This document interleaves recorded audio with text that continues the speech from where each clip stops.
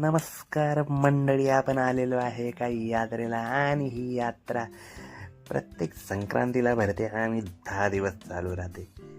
डोक्याला चालना देऊन सांगा कोणते ठिकाण असेल. तोपर्यंत आमच्या टोळीतली काही टाळगी हरवली आहेत, आम्ही त्यांना शोधतोय. आमच्या मेवणे साहेबांनी मोहीम हाती घेतली आहे. आमच्या सौ पण इकडे तिकडे पाहतायत कोण दिसतंय का, पण कोण सापडायला तयार नाही. हे पहा, आमच्या सख्या मेवणीचे सुपुत्र जे एव्हरी टाइम ॲक्टिव्ह असतात, सुपर मेंबर शेवटी सगळे सापडले आणि आम्ही निघालो पुढे. पाळणे पाहत काय वातावरण आहे, एक नंबर. काय वाटतं कोणतं ठिकाण असेल सांगा आमच्या कमेंट बॉक्समध्ये. हे पहा, हे आहेत आमच्या दुसऱ्या मेवणीच्या ज्येष्ठ सुकन्या, ज्या ओळखल्या जातात एक्सप्रेशन आणि पोस्ट क्वीन. हिला मास्क नकोय पण धूळ खूप आहे, काय करणार. हे आहेत आमचे सुपुत्र. हे पहा, हे यांना वाटलं फोटो काढतोय पण कॅमेरा चालू होता, व्हिडिओ काढतोय, हे लाजून पळाले.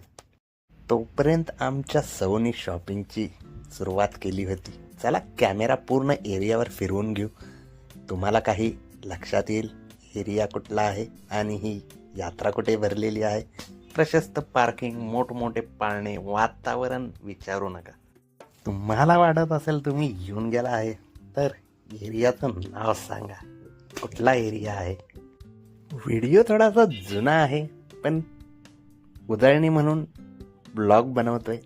आता यात्रा आलेलीच आहे 1.5 महिन्यावर. अशा प्रकारे वेगवेगळ्या ज्या व्हरायटी आपल्याला इथे पाहायला मिळतील. चला एक्सप्लोअर करू पूर्ण यात्रा. आणि पाहतो तो काय पोरांनी घेतली बंदूक हातात आणि लावला पहिला बांबू मामाला. काय करणार, खेळायला आलेत मामाच्या गावाला, आता सगळा खर्च मामाच करणार. हा मित्रांनो, एक लक्षात ठेवा, एक सूचना म्हणून सांगतो, गर्दी खूप आहे, चोरांपासून सावध राहा. ही सगळ्या ठिकाणी बोर्ड लावलेत अशा प्रकारचे. हे बघा, प्रत्येकाने एक एक गोळी घातली पण लागली काय नाही. आता झाली बारक्यांची बारी, आता मोठे थोडी मागे हटणार आहे.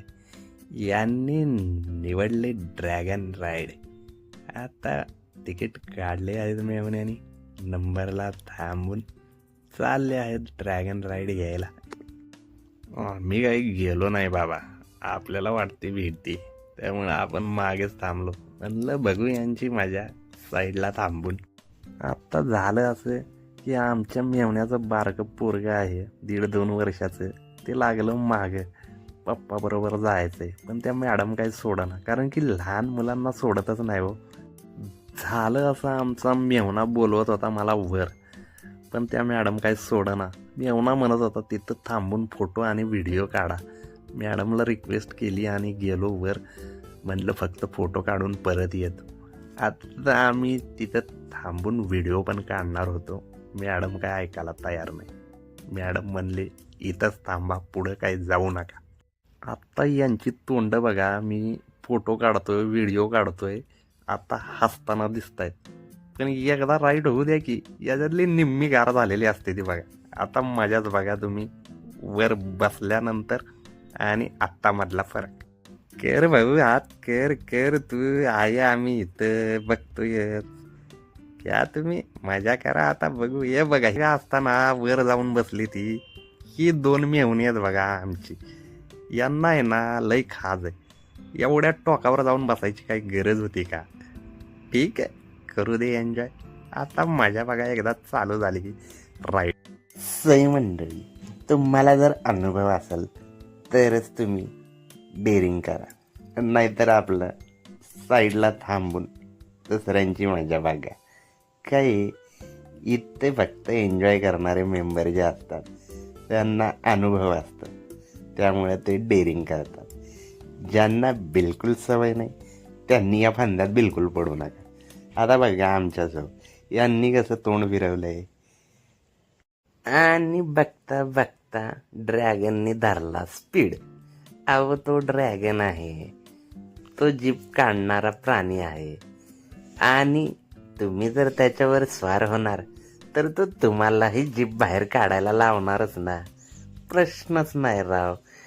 बघा मग आता राईड आता ही पाहिजे तर तुम्ही ठरवू शकता तुम्हाला करायची. बघता बघता स्पीड इतका वाढला की आम्ही बाहेर थांबून पाहणारे लोकही घाबरलो आणि बोंबा मारू लागलो. पण तो ऑपरेटर काय आमचा ऐकायला तयार नाही. आता काय करणार? राईडला पैसे दिले तर राईड पूर्ण करायलाच पाहिजे ना. भले ती जीव मुठीत घेऊन करावी लागली तरी चालेल. काय बघा, आता ही पुढची 4 टाळकी आमची ती घाबरून बसलेली आहेत आणि मागची दोघं जी टोकावर बसली आहेत ती फुल एन्जॉय करतायत, हसतायत, आवाज देत आहे. काय म्हणावं यांना, या पोरांना. हळूहळू स्पीड कमी झाला. वाटलं आता राईड कंप्लीट झाली. मग म्हणलं हे उतरतील आणि आमच्या मॅडम काय समोर बघायलाच तयार नाही. सौचं कसं आहे, ते घाबरल्या त्यामुळे त्यांनी जे तोंड फिरवलं ते ठरवलं खाली उतरेपर्यंत तोंड काय समोर करायचं नाही. एक सांगतो मंडळी, जर तुमच्या सोबत कोणी लहान मुलं असतील आणि अशा राईडचा हट्ट करत असतील तर कृपा करून त्यांना बसवू नका, कारण की खूप धोका आहे. हे बघा, आता परत दुसऱ्या वेळेस त्या ड्रॅगनने स्पीड धरला. काही जणांची तोंड बघून असं वाटत होतं, मनातल्या मनात म्हणत असतील लवकर राईड संपव बाबा. हो, एकदाची राईड संपली आणि पुढे सरकलो. आता परत बारक्यांनी बाजी मारली. पोरांना बसायचं होतं मोठ्या पाळण्यात, पण वयाची अट असल्यामुळं त्यांना काय बसवता येत नव्हतं. म्हणलं हा पण पाळणा तो पण पाळणा. फरक एवढाच की हा हाताने फिरवला जातो आणि त्या मोटरीवर फिरतो. बारक्यांसोबत आमचे सुपुत्र पण बसले, दादा सपोर्टला दोघी बहिणीच्या. आणि विशेष म्हणजे या पाळण्यात आमच्या ताई पण बसल्या होत्या. त्यांचा 1.5-2 वर्षाचा मुलगा, ज्याला त्यांच्याशिवाय कोणी आवरू शकत नाही. काय मंडळी, आता एवढं दाखवलं काय पेटली का नाही ट्यूब? सांगा की कुठली यात्रा असेल आणि कुठं भरली असेल. तुम्हाला एक सांगतो, तिथे प्रत्येक राईडला वयाची अट आहे. तसेच जागोजागी पोस्टर ही लावले आहेत. हे बघा, आमच्या ताई साहेब उतरल्या त्यांच्या मुलासोबत. आमचे मेवणे साहेब त्यांची चेष्टा करतायत. कसं मंडळी, लहान मुलांना वेळोवेळी अशा यात्रेला आणलं पाहिजे, कारण आपली परंपरा ही त्यांना समजली, जेणेकरून ते पुढे जाऊन या परंपरेचं पालन करतील आणि ही परंपरा जोपासतील. अशा प्रकारे आम्ही या व्हिडिओची आणि या ब्लॉगची सांगता करत आहोत. बघा, काही आठवले तर सांगा, कारण की आम्ही जागेचे नाव हे सस्पेन्स ठेवले आहे. आमची इच्छा आहे की तुम्ही ओळखावे आणि सांगावे. चला तर मग परत भेटू पुढच्या ब्लॉग.